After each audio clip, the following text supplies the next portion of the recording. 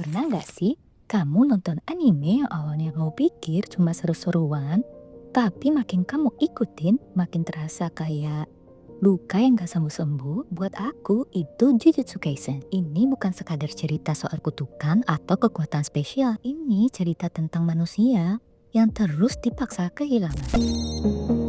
バカじゃないの？私は甘いで好きじゃない。でも、大大大大大好きだよ。 Ada sesuatu di cara Dede Akutami nulis cerita yang bikin kita ngerasa dekat.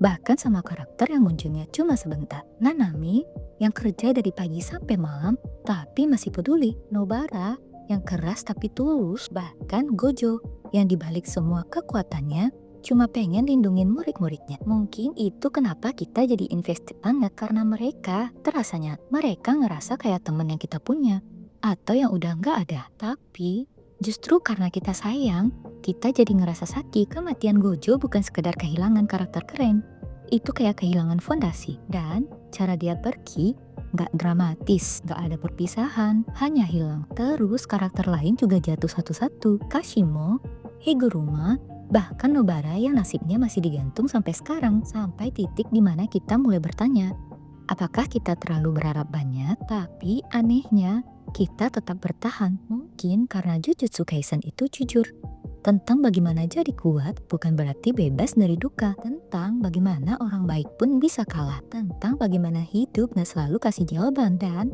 meskipun rasanya pahit, kita tetap buka tiap chapter baru karena kita peduli, karena kita masih percaya bahwa mungkin endingnya bisa menembus semuanya. Kalau kamu tanya aku sekarang, Jujutsu Kaisen itu masterpiece atau tragedi yang gak selesai-selesai? Kurasa dua-duanya. Karena kayak hidup juga, kadang yang paling kita cintai justru yang paling bisa melukai.